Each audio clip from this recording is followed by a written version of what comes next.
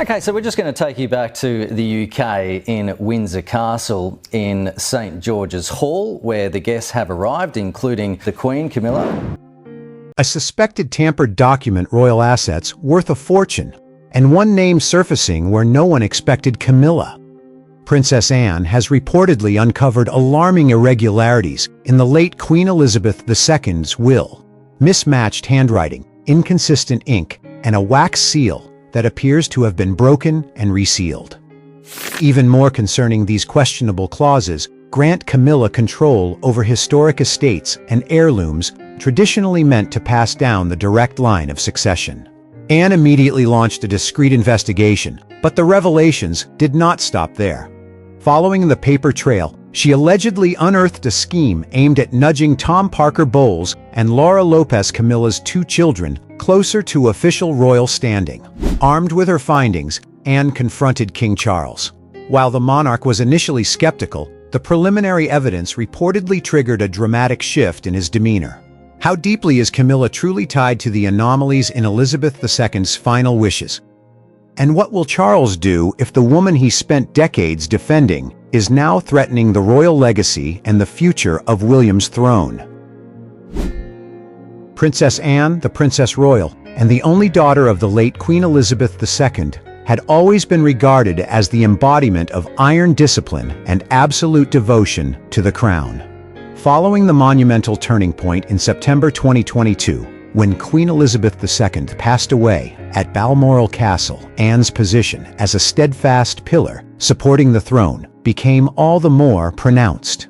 Within the House of Windsor, she served as the silent guardian of traditional succession rules, ever vigilant against any disruption that might jeopardize the reign of King Charles III or the future of Prince William. On the opposing side of the balance of power stood Camilla. From her marriage in 2005 to her ascent as queen after the solemn coronation in May 2023, Camilla had steadily consolidated a firm sphere of influence within the palace. The dynamic between Anne and Camilla over the decades had always been one of calculated truce. Anne respected the standing of her sister-in-law out of duty to her brother, yet she had never fully let down her guard regarding the quiet ambitions circulating among the Queen's inner circle. Amidst the silence of the royal archives at Windsor Castle, Anne slowly turned the pages of personal estate files transferred after her mother's funeral. Her original intention was merely to verify trust deeds concerning the historic estates. However, as her fingers grazed a sealed wax leather case containing an archival copy of Queen Elizabeth II's private will, the sharp intuition of someone who had stood beside the late monarch for over half a century gave her pause. She carefully opened the portfolio upon the mahogany desk, her gaze immediately fixed on the rigorously drafted parchment. As she turned to the detailed clauses governing the disposal of real estate and treasured collections, a seed of doubt began to take root in her mind. Anne detected something unnaturally stiff in the marginal annotations and several inserted lines. Although the hand attempted to mimic the late Queen's characteristically slender and decisive script, the pressure of the nib and the tonal gradient of the black ink diverged noticeably from the earlier pages. In official documents prepared concurrently in 2019, Royal Archival ink maintained absolute consistency, whereas this specific text bore faint indentation marks and an ink formulation that appeared subtly fresher. Suspicion urged Anne to inspect the royal wax seal on the appendix more closely. Under the focused beam of the desk lamp, she uncovered microscopic hairline fractures along the rim of the seal, the unmistakable mechanical traces of having been deftly pried open, smoothed under heat, and resealed with a secondary stamp. Such minute nuances could not escape the watchful eye of someone as meticulous and deeply versed in court protocol as Anne. What made her chest tighten, however, was the substance of these questionable alterations.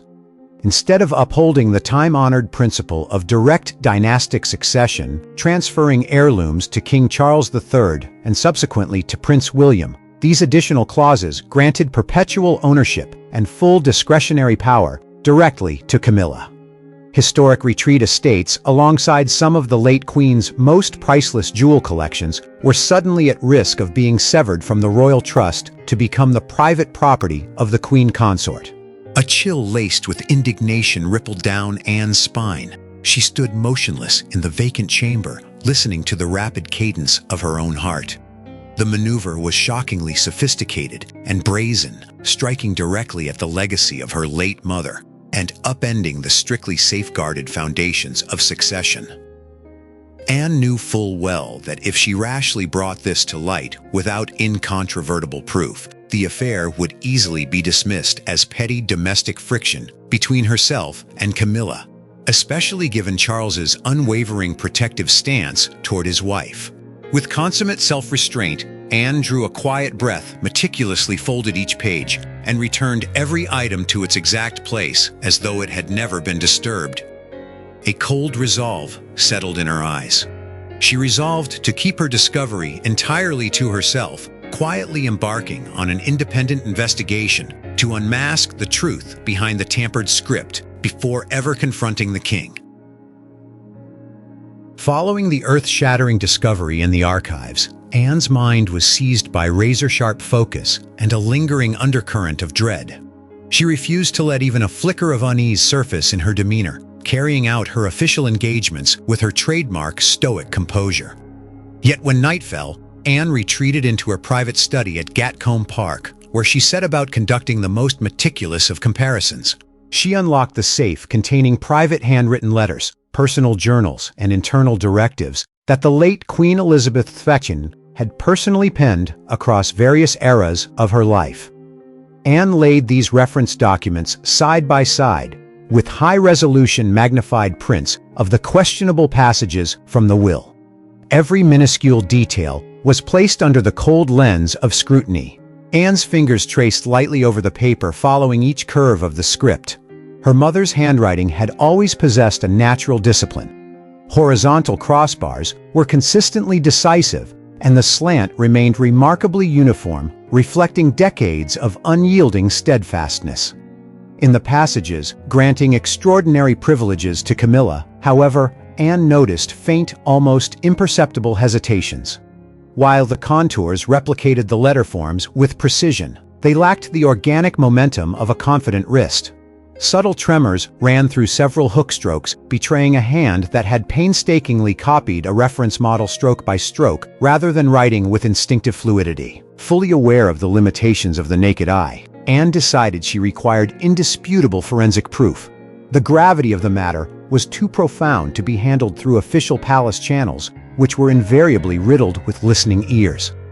She quietly reached out to an independent and highly respected questioned document examiner in London, an expert entirely removed from the web of royal politics. Ultra-high-resolution imagery, optical scans of the wax seal, and spectral analyses of the ink were transferred under conditions of absolute secrecy. The days spent awaiting the results subjected Anne to an agonizing test of endurance. Each time she crossed paths with Camilla during ceremonial duties, watching her composed demeanor and the royal insignia gleaming on her hand, a heavy weight of suspicion bore down upon Anne's chest. The technical dossier was finally delivered directly into Anne's hands in a sealed classified envelope. Every forensic test corroborated her worst fears. The supplemental clauses were written in an iron gall ink formulated at least 3 years after the rest of the original document. Microscopic examination of thermal stress patterns also confirmed that the wax of the royal seal had been artificially softened to insert the additional appendix before being meticulously resealed. Holding the cold clinical findings in her hands, Anne sat motionless at her desk. What had begun as a harrowing suspicion had now hardened into an unvarnished and ruthless reality. This was no administrative oversight, nor was it a mere family quarrel between relatives. It was a deliberate, calculated intervention, orchestrated to manipulate the crown's supreme heritage. Anne tightened her grip on the portfolio, acutely aware that she held a figurative explosive capable of shattering the stability of the monarchy, and that the impending confrontation would demand flawless precision without the slightest margin for error. The forensic report was an undeniable piece of evidence, yet to Anne it remained merely the tip of a vast iceberg. Tampering with the late Queen's top-secret will could never have been the impulsive act of a lone individual. Behind it lay a supportive network and long-term designs. Driven by an unyielding resolve to uncover the whole truth, Anne dug deeper into the origin of property review documents issued from Camilla's private office during the transition of power. Leveraging her oversight authority over royal trusts, Anne quietly gathered internal memos, official itineraries, and draft revisions to patronage portfolios that had never been made public. Night after night, she carefully pieced together the scattered fragments of information. Amidst the dense stacks of legal dossiers, Anne detected an unsettling shift in staffing proposals and resource allocations, tracing directly back to the Queen's inner circle. These classified files revealed a meticulously engineered strategy reaching far beyond the seizure of historic estates or heirloom jewel collections. The true objective was the elevation of the standing and prominence of Camilla's two children from her previous marriage, Tom Parker Bowles and Laura Lopes. Within the draft, restructuring plans were subtle proposals to install both of them as royal patrons for national cultural institutions, positions traditionally reserved exclusively for working core members of the royal family bearing Windsor blood. The deeper Anne delved into the informal annexes, the more her astonishment gave way to a cold, simmering fury. She uncovered memos outlining the feasibility of establishing honorary representative roles and even hinting at the potential bestowal of life peerages upon Tom and Laura in the near future. This maneuver was artfully disguised under the pretext of expanding community outreach. But at its core lay an effort to forge a parallel branch of influence embedding the interests of an outside family directly into the machinery of the monarchy. Such calculated machinations had taken place precisely during the vulnerable interregnum of succession, when all institutional focus was consumed by securing the stability of Charles's new reign. Anne felt the cunning and peril embedded in every move, seizing the power to dictate assets to ensure independent financial leverage, while incrementally legitimizing the presence of her own children in state ceremonies and royal institutions. Sitting alone in the stillness of her study, Anne tightened her grip on the documents. The full picture had now crystallized with absolute clarity. This was no mere material greed, but an orchestrated scheme to dilute the order of succession, directly encroaching upon the legitimate standing of Prince William and the future generations of the House of Windsor. Armed with everything from the forensic will analysis to these freshly uncovered internal dossiers, Anne knew hesitation was no longer an option. She placed the entire file into a black leather briefcase, preparing for a fateful confrontation with the king. The interior of King Charles III's private study at Buckingham Palace was enveloped in a suffocating stillness. The meeting had been arranged by Anne for a late hour, entirely outside the framework of the official court circular, ensuring that not a single aide or private secretary, particularly from Camilla's household, could catch wind of the audience beforehand.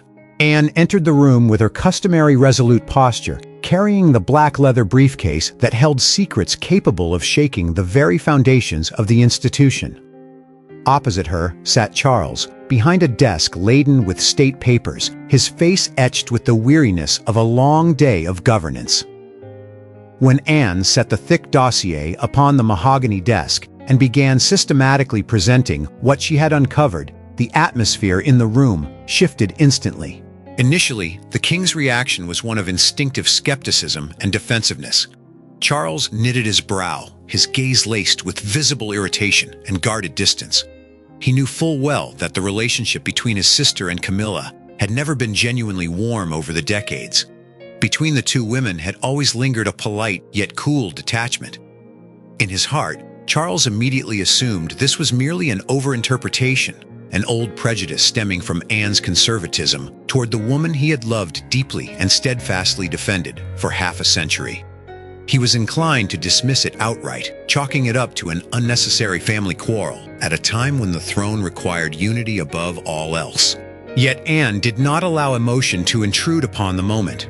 With steely composure, she opened the folders one by one and laid them flat before her brother. First came the high-resolution spectral analysis scans of the disputed will. The clear-cut charts revealed the stark deviation in the chemical composition of the ink, alongside the crude thermal tampering inflicted upon the royal wax seal. Each forced stroke, magnified beneath the optical microscope, exposed an awkward forgery designed to legitimize personal ownership over historic estates and heirloom jewelry collections. Charles stared intently at the findings, his eyes wavering violently. His deep familiarity as a sovereign with palace scribal procedures made it impossible to dismiss physical evidence so ruthlessly conclusive. Next, Anne laid out the internal draft memos recovered directly from Camilla's office. Page after page charted the calculated campaign to elevate the standing of Tom Parker Bowles and Laura Lopes, from maneuvering to secure the patronage of major cultural institutions to discreet proposals concerning the conferral of peerages. The systematic nature of the operation stood in plain sight, shattering any attempt in the king's mind to rationalize this away as a misunderstanding or the rogue initiative of a subordinate.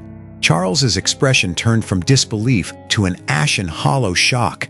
His fingers trembled faintly as he turned the pages stamped with confidential seals. A suffocating, sharp anguish constricted the monarch's chest. This was no longer a vague suspicion. It was an unvarnished, chilling reality, exposing a power play orchestrated beneath his very roof, directly violating the sacred final wishes of his late mother, and imperiling the legitimate rights of the direct line of succession tied to Prince William. The betrayal from the one person he had trusted implicitly struck Charles like a blade to the core. He sat motionless in his velvet-upholstered chair, his vacant gaze lost in the space before him, submerged in a tempest of conflicting emotions between profound personal devotion and the crushing weight of the crown. Seeing the deep turmoil in her brother's eyes, Anne took a discreet step back, offering no further words of pressure. Leaving the entire file on the desk, she knew the hour of judgment had arrived. Charles drew a slow, quiet breath, his hand gripping the edge of the mahogany desk as his eyes hardened into a cold resolve. He resolved to personally impound and scrutinize every document, ushering in the most agonizing decisions of his reign. The study door clicked shut behind Anne, leaving Charles alone in a silence that felt suffocating. Across the mahogany desk, the forensic reports and internal planning drafts lay sprawled like an irrefutable indictment. The desk lamp cast a harsh light over every figure, every spectral analysis chart, and every tampered line of script, reflecting the bitter truth into the sovereign's sorrow-laden eyes. A sharp, crushing pain seized Charles's chest. For more than half a century, his love for Camilla had been his greatest emotional anchor. The bond that carried him through relentless media storms and deep-seated royal prejudices to elevate her to queen consort. He had truly believed their union was founded on absolute sincerity and mutual understanding. Yet each document before him tore that illusion to shreds. To be betrayed by the woman he had loved and shielded for a lifetime, and over the sacred legacy of his late mother, was a ruthless blow to both his dignity and his heart. His internal turmoil spiraled into a fierce battle between personal devotion and the solemn duty of a monarch. If he chose to turn a blind eye to shield Camilla, he would make himself an accomplice in defiling the final wishes of Queen Elizabeth II, sowing seeds of instability across the realm. Worse still, such indulgence would directly strip away the legitimate rights of his son Prince William and imperil the future of the House of Windsor. Charles rose, walking slowly toward the window, overlooking the deserted forecourt of Buckingham Palace. His solitary silhouette mirrored against the dim glass. The crown resting upon his head was not merely an emblem of supreme authority, but a covenant of honor sealed with history and the nation.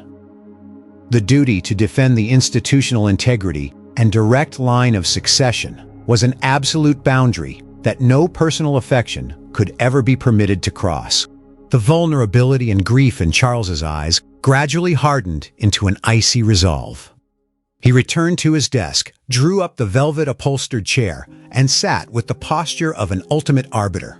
With deliberate and precise motions, He took up his familiar fountain pen and began drafting decisive internal royal decrees by hand. One by one, Charles struck through every disputed supplementary clause within the property trust dossiers. Backed by his signature and personal royal cipher, he restored full, uncompromised ownership of all historic estates and heirloom jewel collections to the Royal Collection Trust, ensuring they would pass down directly and intact to Prince William and future generations.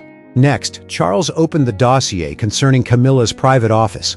Without a trace of hesitation, he set pen to paper to nullify every memorandum, strategic plan, and proposal aimed at elevating the public profile or granting official royal patronages to Tom Parker Bowles and Laura Lopes. Any prospect of conferring peerages upon the Queen's two children was permanently rescinded and struck from all future court agendas. Every stroke of ink was a ruthless cut into a relationship he had cherished for decades. Yet it was also a resounding reassertion of the Crown's sovereignty. As the final decree was stamped with the confidential seal, Charles laid down his pen. A colossal weight lifted from his chest, leaving his spirit utterly hollow and cold. He had made his ultimate choice, relinquishing the blind shelter of love to preserve the sacred order of the monarchy. Charles's secret decrees reverberated like silent yet devastating subterranean shock waves through every corridor and committee of Buckingham Palace. There was no theatrical public purge, no sudden stripping of ceremonial titles, and no sensational press release to feed the ravenous appetite of the global media. Outwardly, the ancient institution appeared as serene and immutable as ever yet. Beneath the gilded surface, the palace's internal hierarchy and operational reality were utterly transformed overnight. Camilla retained the formal title and dignity of Queen Consort, continuing to fulfill her constitutional role beside the sovereign at major state banquets, diplomatic receptions, and parliamentary ceremonies. To the flashing cameras and the expectant crowds lined up along the Mall, she presented an immaculate picture of regal poise, draped in bespoke designer gowns with historic diamonds and magnificent tiaras gleaming beneath the grand chandeliers. She offered her practiced, measured smile at every cue, executing each rigid step of court etiquette with flawless precision. Yet behind the heavy soundproof oak doors of the royal residences, every single vestige of her practical authority and institutional leverage had been methodically, mercilessly dismantled. Her private secretariat within the palace complex was dramatically restructured and downsized, its core administrative functions placed under the direct, unyielding financial surveillance of the Privy Council and senior household auditors. Every ounce of authority she had sought to cultivate over royal trust funds, the administration of historic landed estates, and the stewardship of premier national cultural charities was permanently revoked. Furthermore, the carefully orchestrated campaign to elevate her two children, Tom Parker Bowles and Laura Lopes, came to an abrupt and irrevocable halt. Their names were quietly erased from state event guest lists and future ceremonial rosters, relegating them strictly to the status of private family guests during rare informal holiday gatherings. The grand design of engineering a parallel dynasty and weaving her own bloodline into the British peerage collapsed into complete ruin. Behind closed doors, the atmosphere between Charles and Camilla devolved into a suffocating, impenetrable chill. The easy camaraderie of their private afternoon teas, the shared laughter over domestic eccentricities, and the candid late-night discussions on state affairs and dynastic governance that had bound them together for more than 50 years vanished entirely. To spare the monarchy the catastrophic fallout of another public royal separation, they entered into a strictly enforced, discreet internal arrangement within the vast palaces. They took up residence in separate self-contained wings at Windsor Castle and Clarence House, served by different domestic staff, and keeping distinct daily routines crossing paths only when sovereign duty and public ceremonies demanded the visible presence of king and queen together. Even during those mandatory public appearances, the profound fracture in their bond was palpable to anyone who looked closely. Charles kept his gaze firmly forward, his jaw tight and demeanor coldly professional, devoid of the gentle glances, whispered reassurances, and protective warmth that had once characterized his devotion to her. In stark contrast, the position and authority of Prince William expanded rapidly. cementing his status as the undisputed co-architect of the modern reign.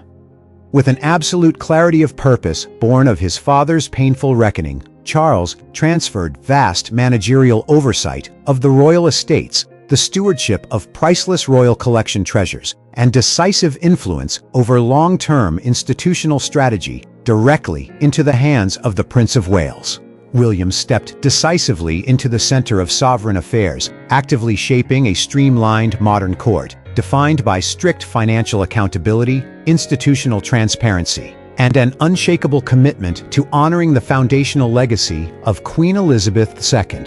Throughout it all, Princess Anne remained the steadfast, unsung guardian of the House of Windsor, carrying out her demanding roster of royal engagements with relentless dedication. During grand ceremonial gatherings in St. George's Chapel and the palace throne rooms, her cool, observant gaze would occasionally settle on Camilla, who stood resplendent in velvet and diamonds, bearing the immense physical and psychological weight of an ornate yet hollow crown.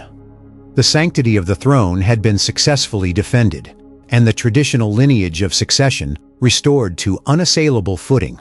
But the victory came at the devastating price of an enduring love story turned to ash. To the nation and the world, Camilla remained the queen, but within the inner sanctum of the monarchy, she was now merely a ghost, an isolated spectator cast forever beyond the perimeter of real power.